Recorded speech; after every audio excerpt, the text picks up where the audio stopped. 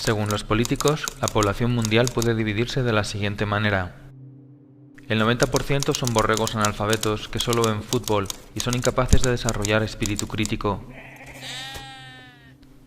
Un 9% son personas con educación y cultura, realizan profesiones útiles, están preocupados por el medio ambiente pero tienen bajos salarios y no tienen poder ni influencia.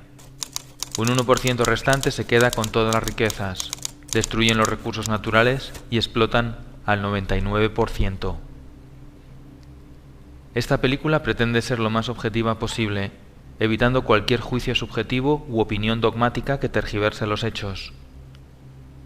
Esto es especialmente aplicable a los banqueros y a los políticos.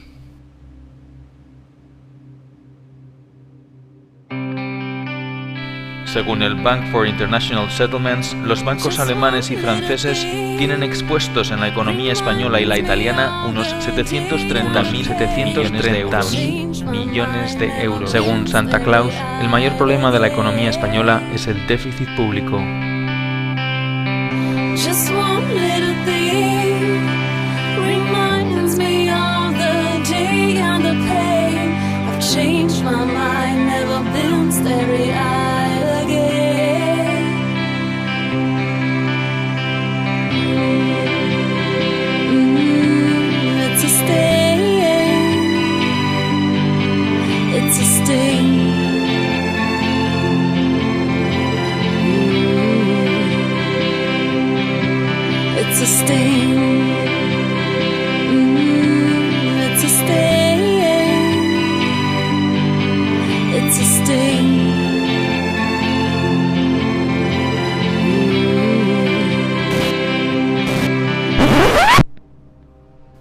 Bretton Woods. El 1 de julio de 1944, Estados Unidos convoca a 44 naciones que se reúnen en Bretton Woods.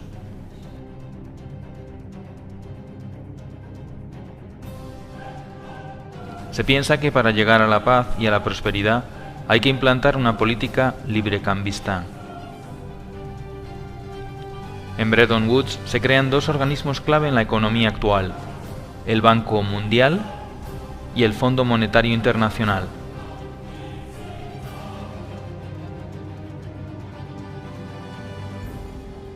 El Fondo Monetario Internacional tenía como misión conceder préstamos a países con problemas en la balanza de pagos. El Banco Mundial ofrecería préstamos para economías que hayan estado en guerra y que necesiten ayuda. Se estableció el valor de las monedas con respecto al dólar y no al oro. Tanto Roosevelt como Truman apoyaron sin fisuras el acuerdo buscando la paz y la prosperidad gravemente dañadas después de las dos guerras mundiales y la Gran Depresión. Rusia se opuso al tratado, al igual que la Asociación Norteamericana de Banqueros, los economistas Taylor Petty y John Francis Neyland y el banquero Latimer Gray. Todos ellos vaticinaron que si el Fondo Monetario Internacional se establecía en países con problemas económicos, éste terminaría teniendo un poder absoluto sobre las soberanías nacionales.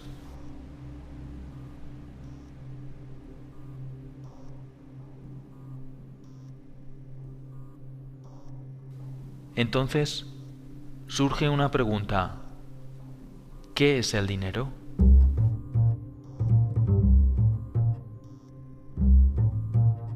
La mayoría de la población no sabe lo que es el dinero ni cómo funciona. De esa forma pueden ser engañados, manipulados y controlados fácilmente por los bancos y por los gobiernos. Antiguamente, el dinero era algo físico. Se utilizaba como forma de intercambio.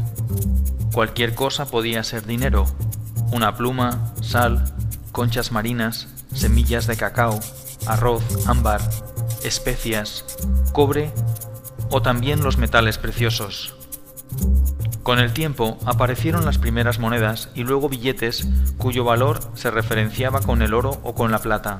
Como el oro era muy engorroso de transportar, se empezó a guardar en bancos y estos emitieron pagarés que valían lo mismo que el valor depositado en oro. Pronto los banqueros se dieron cuenta de una cosa: si un banco emite mucho más pagarés que el oro que tiene depositado, nadie se dará cuenta, y le hará mucho más rico. Este sistema se conoce como sistema de reserva fraccional. El banco solo tiene que tener una parte del dinero. Como hemos visto en Bretton Woods, hubo un cambio importante en el concepto de dinero. El valor del dinero ya no dependía de los depósitos de oro. Se podía crear dinero de la nada. Solamente el 5% del dinero del mundo existe en forma tangible como billetes y monedas. El resto del dinero son solo unos y ceros en un ordenador.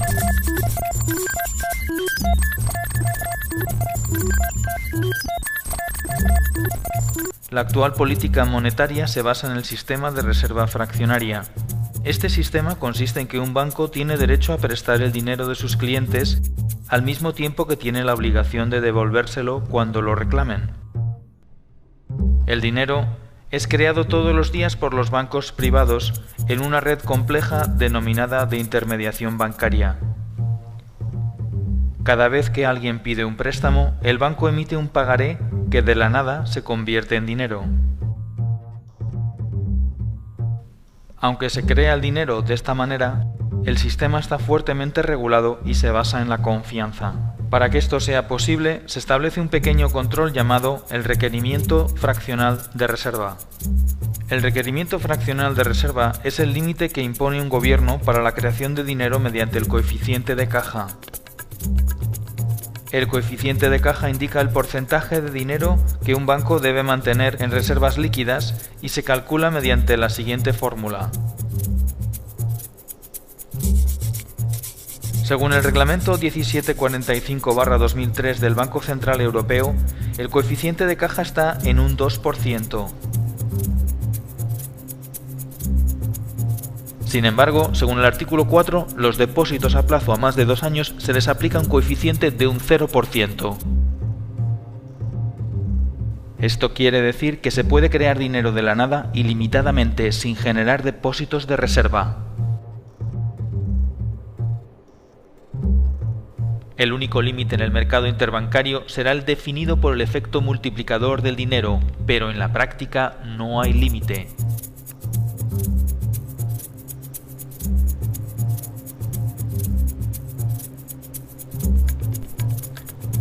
El efecto multiplicador define que por cada 1.000 euros se pueden crear de la nada 50.000 euros más. Es decir, por cada dólar o euro depositado se podían crear otros 50 más de la nada. Esto viene a ser un índice de la relación entre la economía real y la economía ficticia. En la práctica, el dinero lo crean los bancos privados cada vez que alguien solicita un préstamo. Es el prestatario el que aporta algo real, como por ejemplo su casa. Cuando un banco no puede pagar, se le rescata con el dinero de los ciudadanos. Cuando un ciudadano no puede pagar, se le echa a la calle con un desahucio legal y el banco se queda con la casa. Cuando los bancos no tienen dinero porque han agotado al límite su efecto multiplicador o bien porque su nivel de impago es muy superior, acuden a financiarse al Banco Central Europeo. El Banco Central Europeo es quien realmente hace la verdadera magia. Puede crear dinero de la nada y ponerlo a muy bajo interés y dárselo a los bancos. Ese dinero luego lo utilizan los bancos para especular, comprar bonos que el propio Estado tiene que devolver con mayor interés y prestarlo a intereses mucho mayores del 1%, generándoles unas plusvalías inmediatas por no hacer nada. De esta forma surge una pregunta ineludible. Si el dinero se crea de la nada solo en base a la deuda, ¿por qué los gobiernos no crean dinero y lo prestan directamente a las pymes y a las familias y así activar la economía? Sin embargo, estas operaciones solo benefician a los bancos y no a los ciudadanos. Surge así una nueva pregunta: ¿por qué los políticos permiten que esto suceda?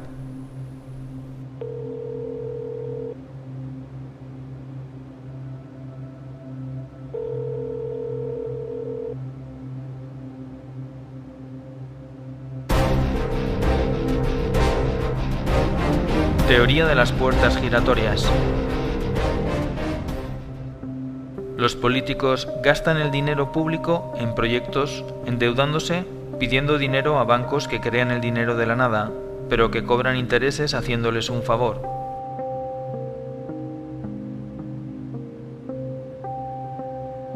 Este dinero generado de los impuestos de los ciudadanos y aumentado por nuevos préstamos va a parar a empresas amigas que diseñan presupuestos sobrevalorados mediante ingeniería financiera de forma legal. Una obra que cuesta 120 millones ahora cuesta 160 millones por arte de magia. Los proyectos suelen ser obras públicas de gran calado y se vende la idea de que este tipo de proyectos mejoran la economía del país y son buenos para la gente. Cuando esta operación se hace bien no pasa nada, pero cuando se hace mal se descubren tramas de corrupción y pueden ser juzgados por la ley. Para que el sistema funcione y queden impunes, hay que manipular las leyes o bien comprar también a los jueces. Una vez que el político se queda con la diferencia, el dinero se guarda en paraísos fiscales lejos de cualquier control.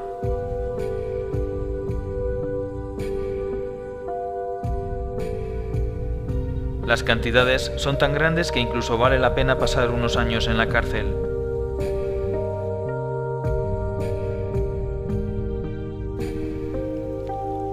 Para devolver el favor que los bancos hacen a los políticos, estos legislan haciendo que la banca siempre gane y organizando más tarde sustanciosos rescates con el beneplácito de las instituciones internacionales que están metidas en el ajo.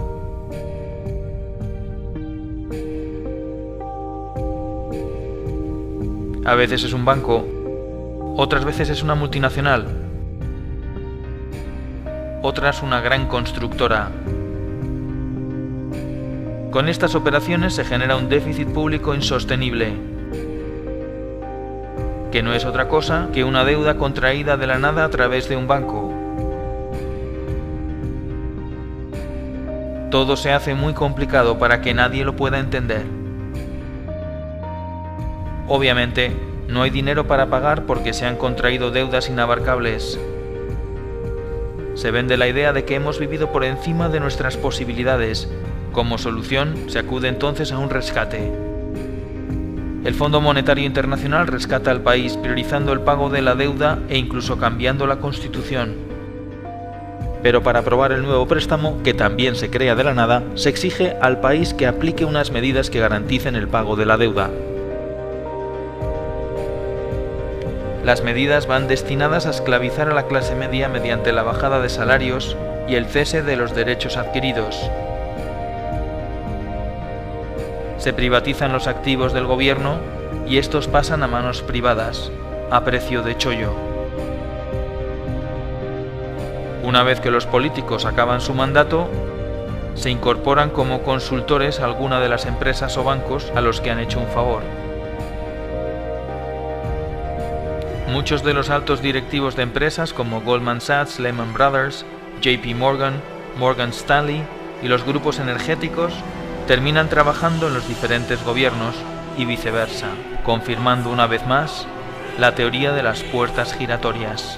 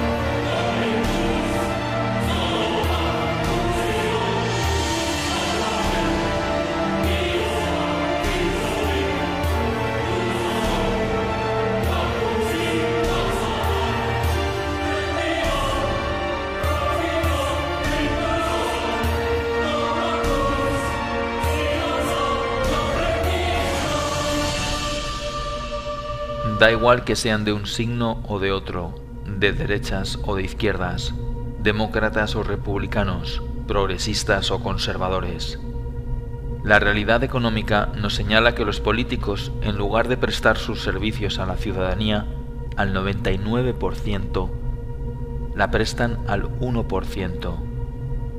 No es malo que la empresa privada y lo público estén conectados, pero es malo que los políticos trabajen solo para ese 1% y engañen al 99%, mientras ese 1% abarca la mayor y más contundente fortuna jamás amasada en la historia de la humanidad y la deposita, tarde o temprano, en los paraísos fiscales.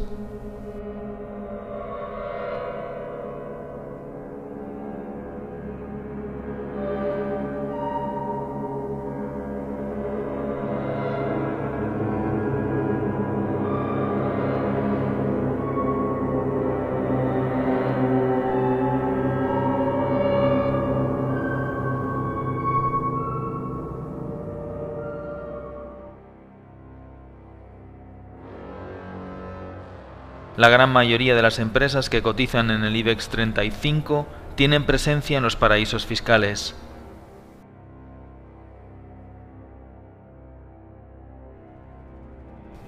Los países pobres pierden anualmente unos 160.000 millones de dólares por no recaudar impuestos a las multinacionales que operan en sus respectivos países.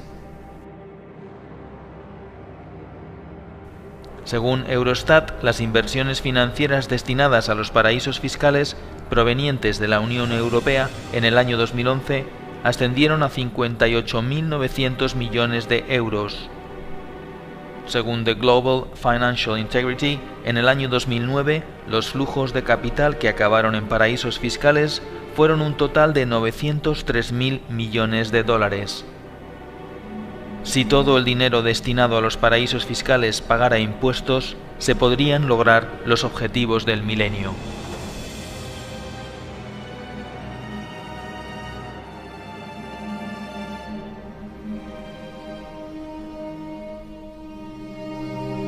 Como hemos visto, el principal problema de la economía no es el déficit público, ni siquiera la deuda. Todos esos males no son problemas, son consecuencias. El sistema financiero y las corporaciones multinacionales, al no encontrar un límite a su actividad, han corrompido el sistema político sometiéndolo a sus intereses, dando la espalda a las personas, creando un mundo cada vez más absurdo y esclavizante. Los políticos trabajan para los lobbies financieros, dejando al ciudadano cada vez más indefenso y pobre.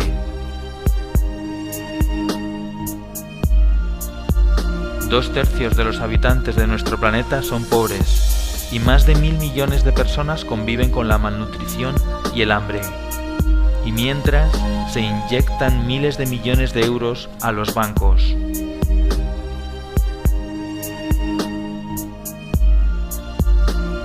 ¿Cómo es posible? El 99% de la población está cada vez menos protegida y es más vulnerable a ser explotada y padecer una miseria económica perpetua.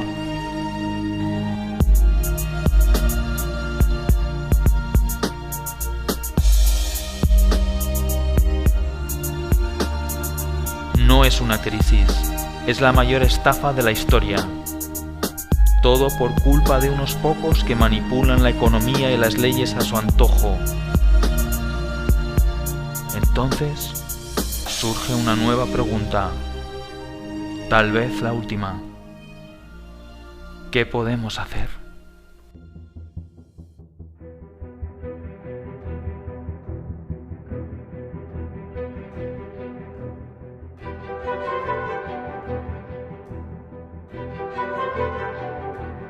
Creación de una tasa sobre operaciones financieras del 0,1%.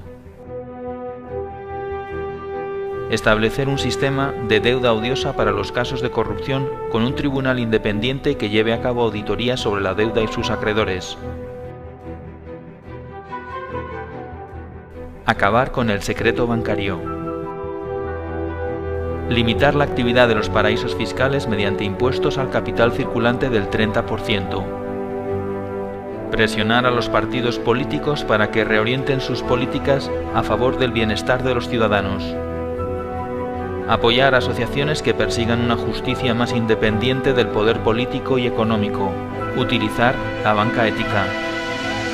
Presionar y participar en las organizaciones sindicales para contrarrestar el poder de las multinacionales y de las reformas laborales.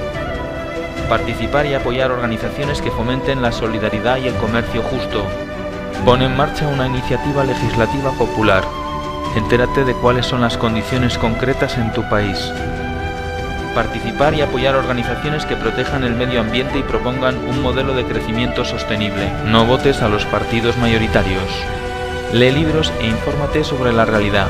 No te creas lo que te dicen los medios de comunicación, la mayoría están comprados.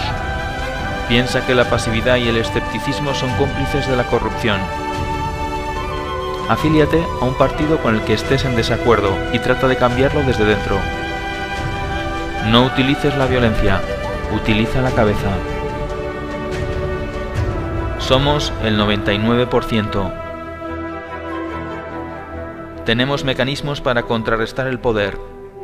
Somos más fuertes. Somos más. Es hora de entrar en acción.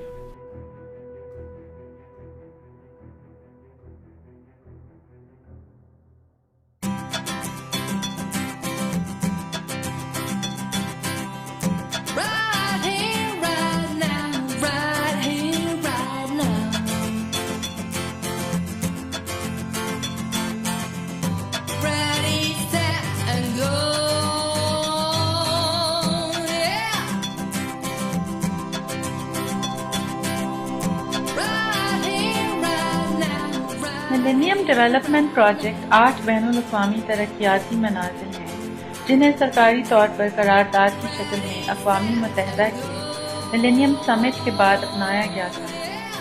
ये millennium summit अक़वामी मुत्तहिदा की millennium declaration के बाद करार पाया था। अक़वामी मुत्तहिदा के 193 रुकन ममालिक और तकरीबन 23 बैनुल-अक़वामी इदारों ने मुतफ़क्का तौर पर इस करारदाद पर हामी भरी थी और इस बात पर मुत्तफ़िक हुए थे कि इन मनाज़िल को सन 2012 तक कामयाबी की राह पर लाया जाएगा। ये मनाज़िल ये हैं: 1. भूख और गुर्बत को जड़ से उखाड़ना। 2. तालीम का बुनियादी हक़ दिलवाना। 3. जिनसी तवाज़ुन और मुसावात को आगे बढ़ाना और औरतों को उनके हकूक़ दिलवाना और इनको इख्तियारात देना। 4. नए पैदा बच्चों की शराह अमवात में कमी लाना। 5. जच्चा और बच्चा की सेहत को बेहतर बनाना। 6. मलेरिया और एड्स जैसी मौलिक बीमारियों का मुकाबला करना। 7. माहौलियात को यकीनी सूरत देना। 8.